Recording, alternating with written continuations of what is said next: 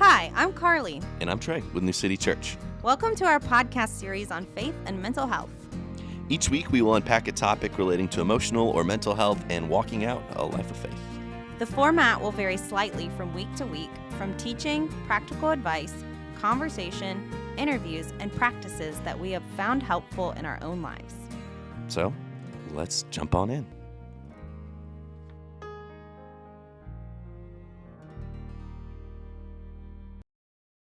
Hello, and welcome to this week's episode. We are doing episode 6, season 2 of the podcast. Today, we're going to be talking about busyness versus boredom, and that's part of our cultural relevance piece that we've been doing. So without further ado, look for the Lego Spaceman, and let's get started. Let's go.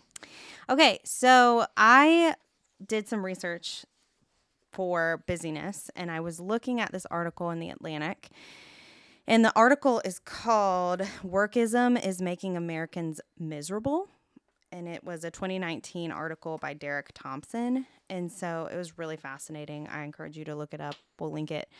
But one of his quotes was, "Perhaps long hours," having to do with work, "are part of an arms race for status and income among the moneyed elite. Or maybe the logic here isn't economic at all. It's emotional, even spiritual.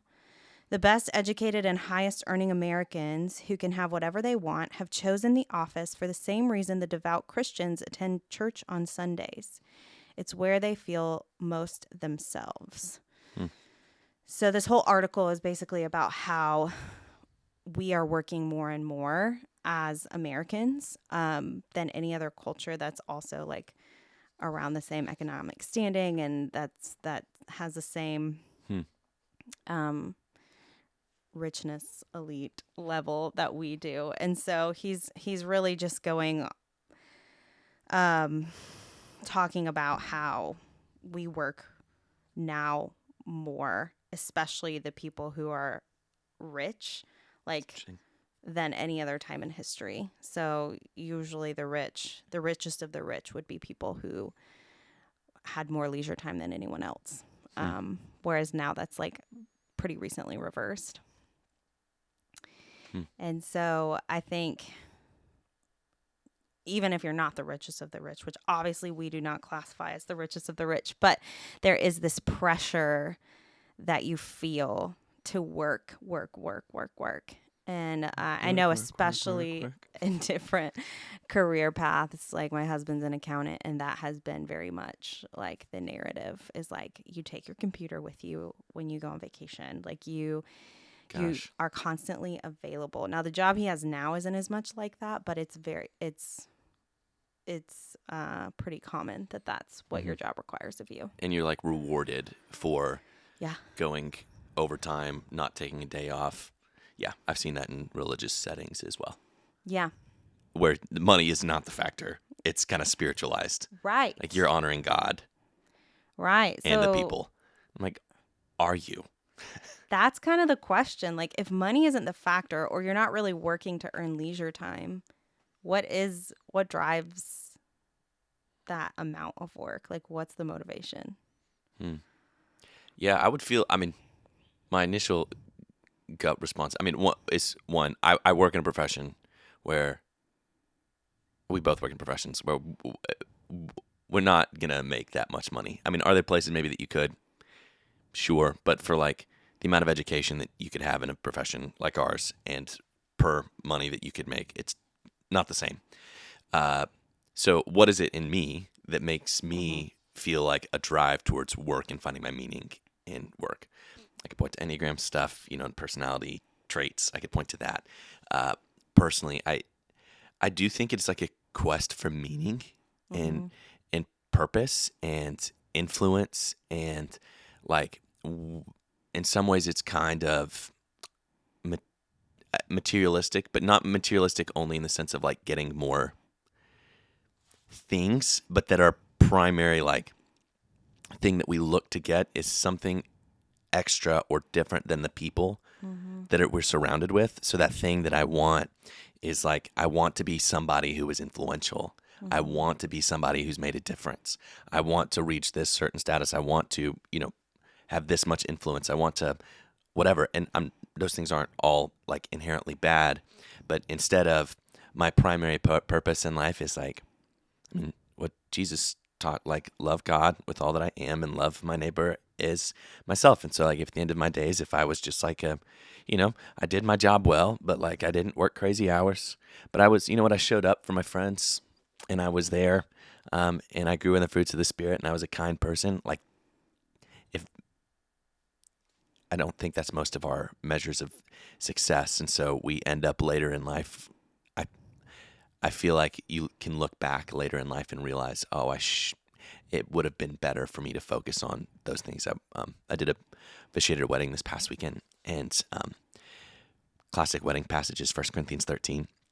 Love is patient and kind and all those things. And right before, Paul goes into like, if I could speak in all the tongues of angels or like all the tongues of earth or whatever, but had not love, be a noisy gong or clanging cymbal. If I knew all these things but didn't have love, I would be nothing. And then it says I would have nothing.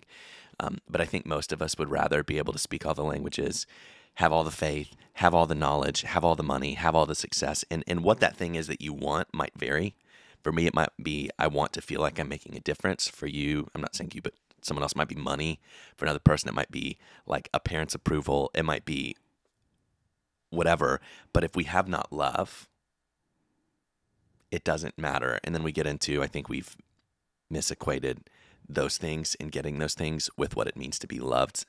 Love is like something to get and earn, as opposed to the more Christian teaching, which is that we are already loved in God and we learn to experience it and receive it. And Yeah. I was thinking, like, as you were talking, like, even if, because I would say, like, I hope my desire is to live in that way where you're, more about the people around you and a slowed lifestyle where you are able to interact with people in love, in a posture of love, instead of like running past them. But you're also like combating not only this like internal desire to like achieve a certain amount of success, whatever success looks like for you, but it's also, that's what our culture pushes constantly. It's in our subliminal messaging. It's in our like faces all the time. It's this hustle culture, like hustle to, do all these side hustles so that you can do X, Y, and Z. And it's so prominent that it's really hard, even if it is your desire to not live that way, to not feel the pressure to live that way. yeah, because And some of it's like necessary almost, it feels like. it feels that way. And, some of these things that the article was talking about is just like, I mean, once you get to our age category, people are starting to have kids and like you're trying to figure out like, how am I going to pay for childcare? And like childcare is ridiculously expensive. Yes. And then the more children you have, the more you have to pay for that. And then Yep. the more you need to work so that Experiencing that right now. Yeah, pay for that. Or you have to make these decisions like, is one parent going to stay home? Or, and then financially, how do we make that happen? And there's a lot of pressure in every stage of life. Like if you're paying off your student debt, like our generation has the most student debt of any other generation. And a lot of us make less than our parents did if you're a college grad. And so like, it's just, there are very real factors at play. And then if you aren't in those income levels and you're in a lower income level, like your necessity for work is that much more, like I have to work 2-3 jobs just to like make ends meet. So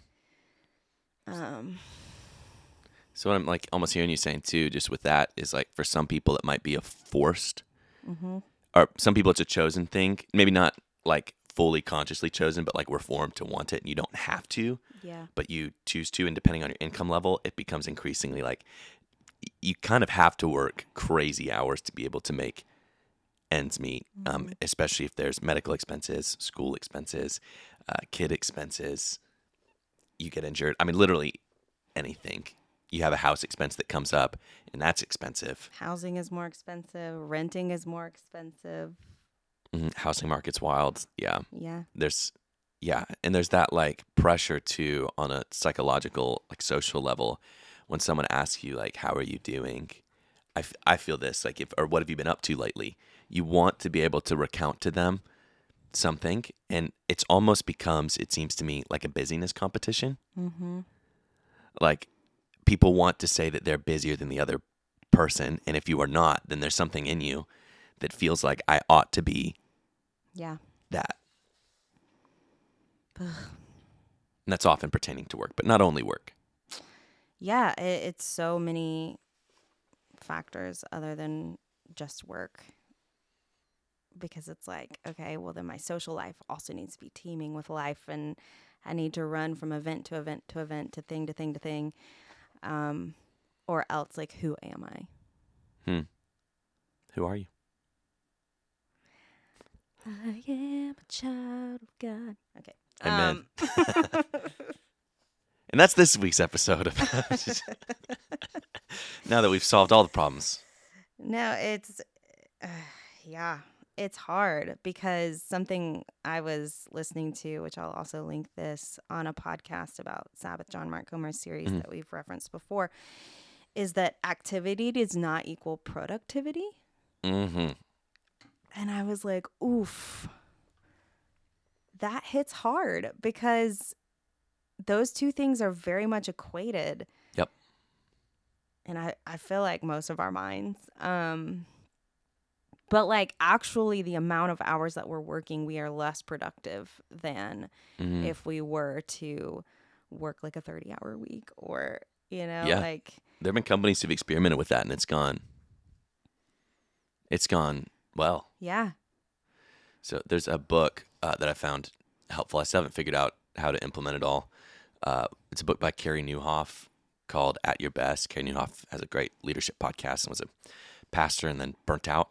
And he, drawing on other research, tries to shift it from time management to energy management. And this idea that we have what he calls green, yellow, and red zones, but times of the day that we tend to be more productive and to lean into our most important things in those times to manage our energy better as opposed to our time.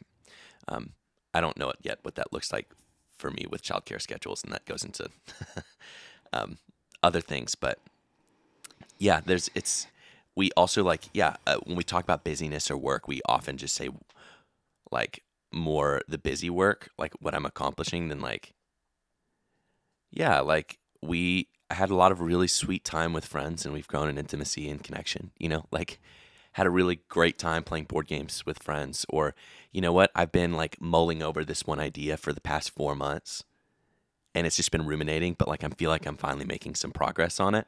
Mm. That might be a longer term like thing that you can remember when you're, 10, 15, 20 years older.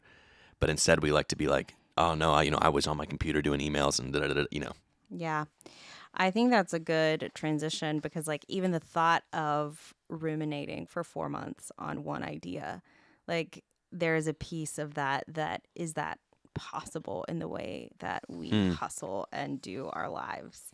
And so that's the other piece of this is like busyness versus boredom, and like what is the importance of boredom, solitude, downtime, like having Mm-hmm. your mind disconnected from all of those Yeah. things. I mean, admittedly, when you ask that question, all I want to do is say something incredibly boring for the next like 2 minutes and just see how it goes. But People will turn it off. people will turn it off. But yeah, why? I'm just kidding. I would do the same. I understand why you would turn it off. But I want you to think about when you think about boredom, think about yourself as like a little kid. And depending on your age, if you're younger, you may or may not remember these times just based on technology and other things. But like, remember when your parents or whoever said you couldn't watch TV, or you didn't have a TV, or you couldn't listen to music, or all you had was like you and maybe just you, or maybe you and a sibling, and maybe whatever toys that you have that you've like been playing with forever. Think about all the creative things that you did. I was thinking the other day about, so I grew up on, like, my parents had like 40 acres and they had this pond that didn't hold water really except when it rained.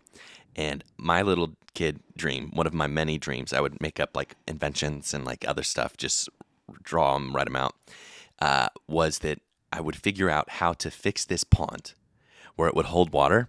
And then we would build a pirate ship and we could fill the water with fish. We could fish in there, but also we could play games on the pirate ship. It would add a whole new level to like if we played capture the flag or whatever. I would never have thought of that kind of stuff had I not been bored. Mm-hmm. Boredom can like really breed creativity. So that's one big piece of boredom. Have you noticed that with like boredom and creativity? Absolutely. Yeah, I very much can, I feel like, see the shift of like where we didn't have smartphones at our every beck and call. I like even had dial-up internet when I was a kid. Like I've seen it changed so rapidly. And so I can see the shift from like my childhood self, which we still had like TV and video games and all of that can also distract, but thankfully my parents put limits on that for me. Mm-hmm. And so like I am a natural creative, but everybody has creativeness inside of them, and creativity, I guess is the right word.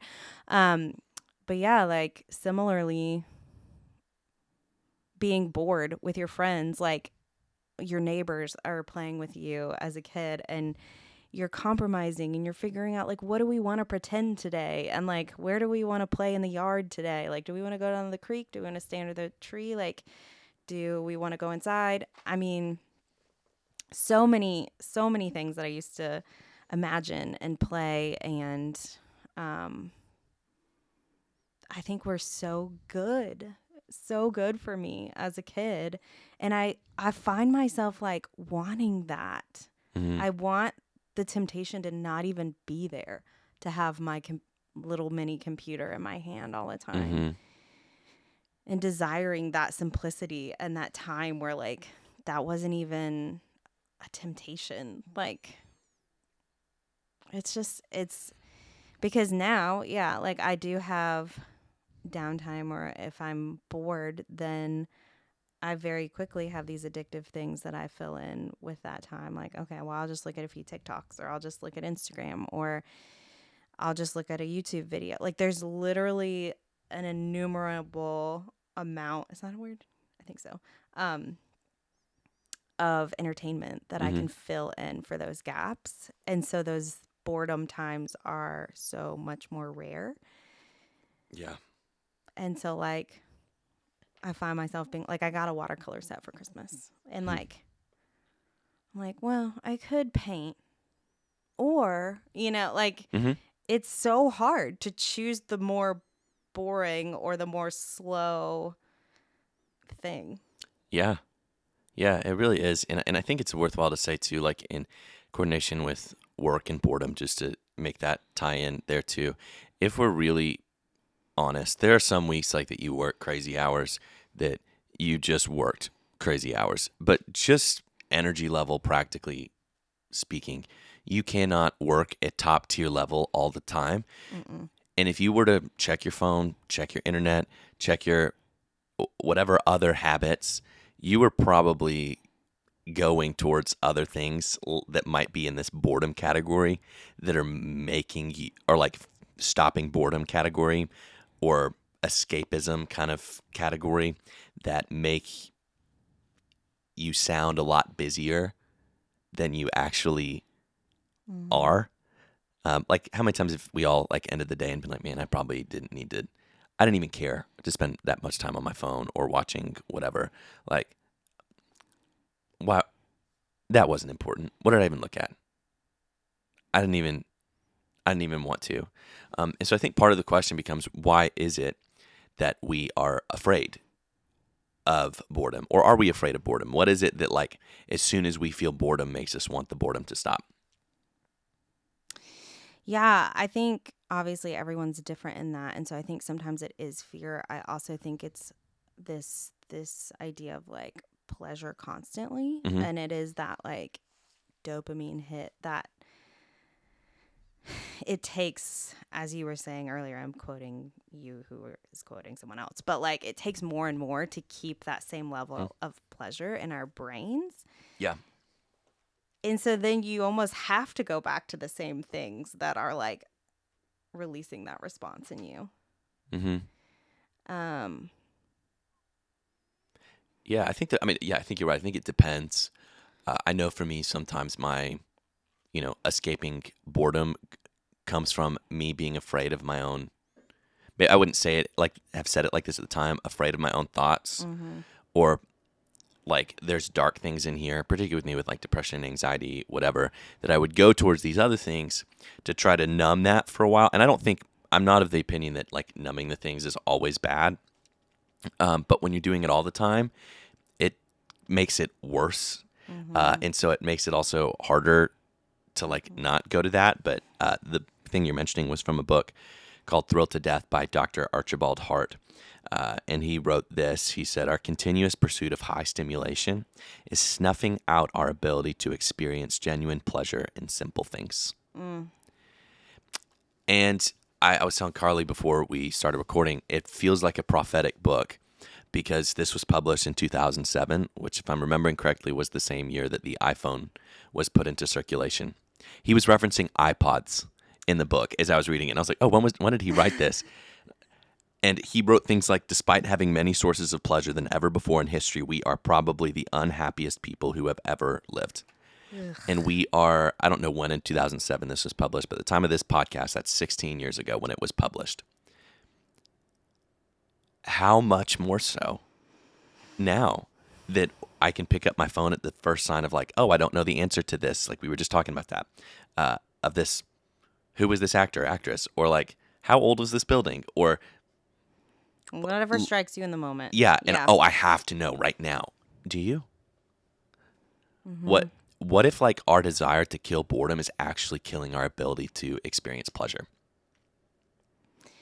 I mean, I do think it is, and especially with like relational pleasure. Yes. Because as soon as you pick up that phone to Google, like what happens is like my attention goes from here to here, Mm-hmm. and I'm ignoring you. Not, maybe not, I mean, not in a mean spirited way, but that's automatically what happens is like we disconnect here so that I can connect here. And then I may come back and share that information with you. But like, Hmm. it's this constant, like, how many times do you go to lunch with a friend and they're constantly looking down at their phone or their watch or, wherever they get their notifications, and you're like in the middle of telling something or saying something, or even they're saying something, and all of a sudden they're in a different Yep. conversation or you're in a different conversation. And like, are we actually enjoying being in each other's company? And can we get to that vulnerable, loving place, an empathetic place, as well as if we didn't have those distractions? Mm-hmm. Yeah. Yeah. That's good. I think what happens too is we often treat each other as like products. Like you are going to be the thing that makes me happy and feel pleasure. And as soon as you stop doing that enough, as soon as you stop being engaging enough, interesting to me enough, doing the thing that I would have Googled for, listen to me well enough, or which you should listen to people, obviously. As soon as you stop doing that, I tune out and I go to my other source of pleasure that's going to satisfy this like addiction that I have.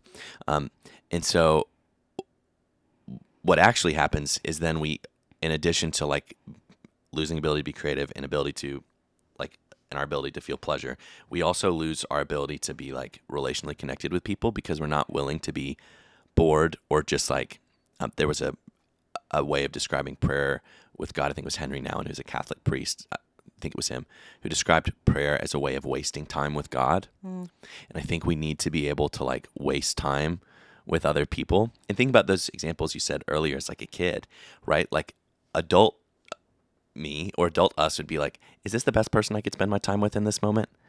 Is this the best thing I could be doing? Well, it's where I'm at. There's a quote by Saint Teresa of Avila, who was a 16th century Spanish nun and mystic, I believe, that was something along the lines of, remember, like, pretty much like remember wherever you are is exactly where you're supposed to be. Mm-hmm. I don't know if that's always necessarily true, but like in moments with people and interactions, like what if we like actually treated like where I'm at presently is where I'm like, Yeah, I mean, if you take out the word supposed to, like whether or not you're supposed to, that is where you are.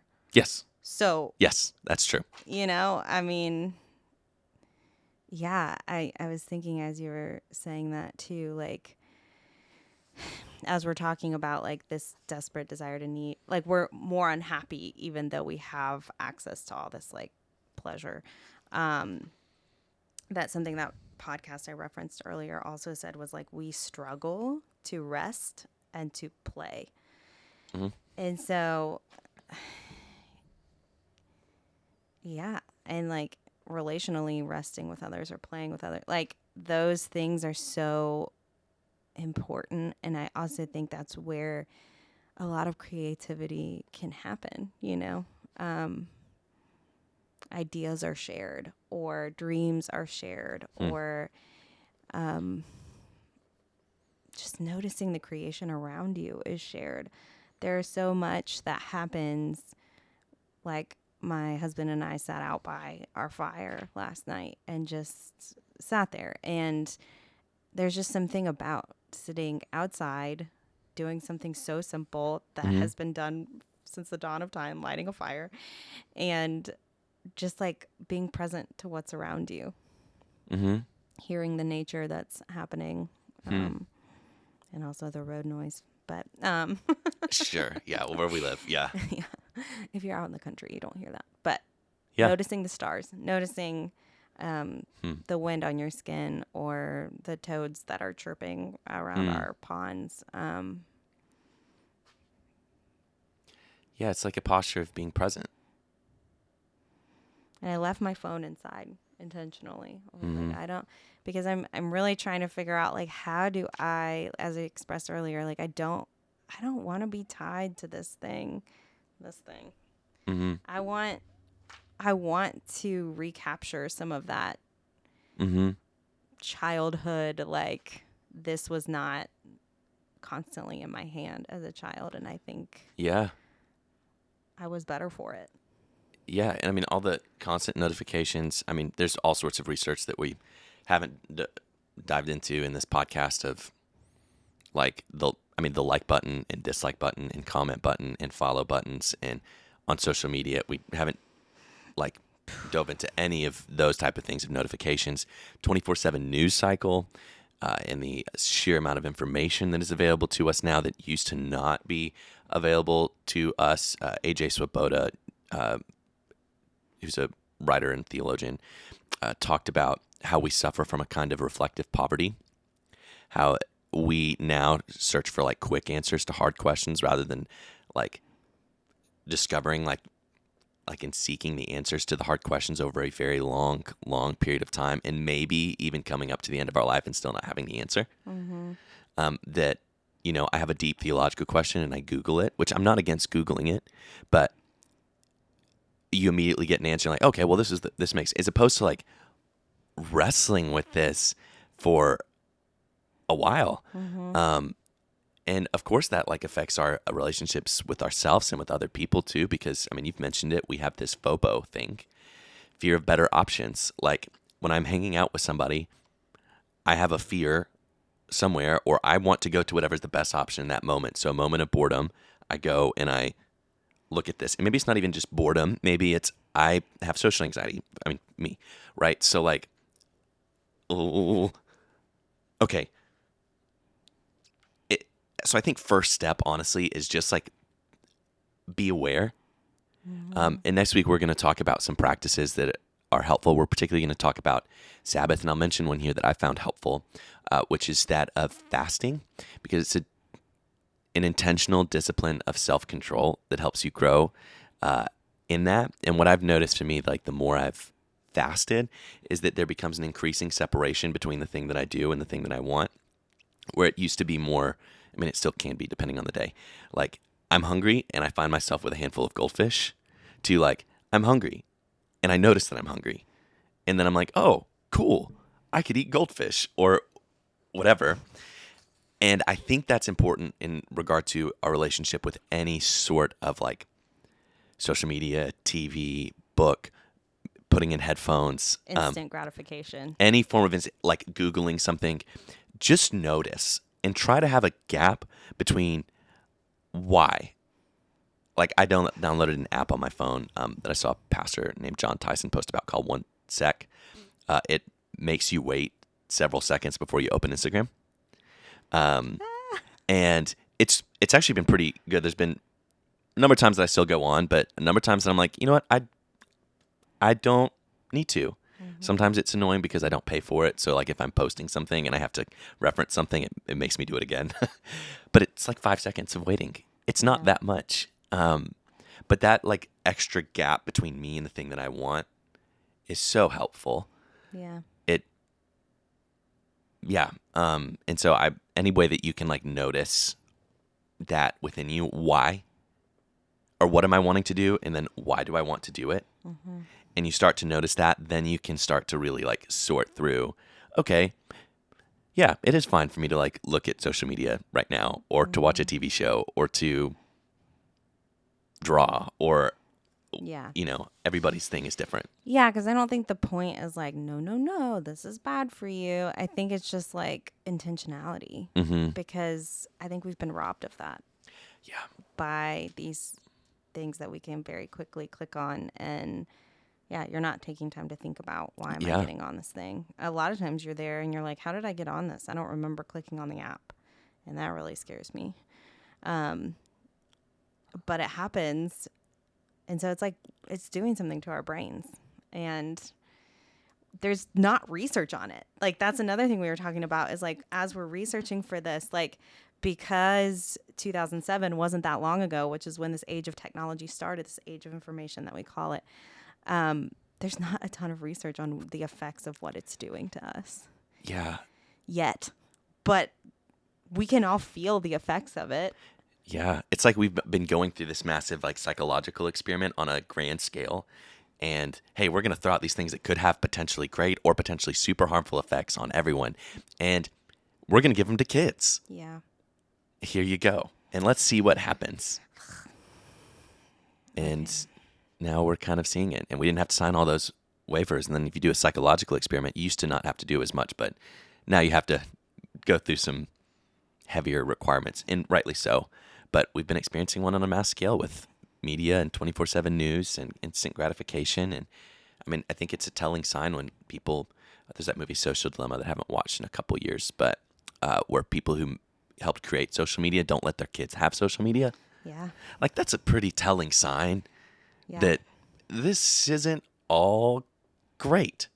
It's not that it's all bad. There's beauty and good things in it, but man, I'm so glad I didn't have my social media to like compare in middle school, like what other people were doing. Like, yes. Even, I don't, there are so many other things we could say, but I want to be respectful of the time that we've allotted to this. So to wrap up, like, what are 2 or 3 like pieces of hopeful information or hopeful advice you could give surrounding this topic? Which I did not say that I was going to do that, so sorry. I think one, it is actually possible to live a different sort of life, and there are ancient practices and things that can actually help you recapture things like creativity and the ability to experience pleasure and sadness and just live a healthier human existence. So one, I think just like it feels kind of bleak, but there is hope in Christ and also in these resources. And I think there's a number of people, even outside of Christian spaces, that are noticing this and that are moving towards those types of things. So I'd say that's one. Then the other piece of hope is that this is not going to sound like hope, but when you start, it will feel bad, but it does get better. Yeah.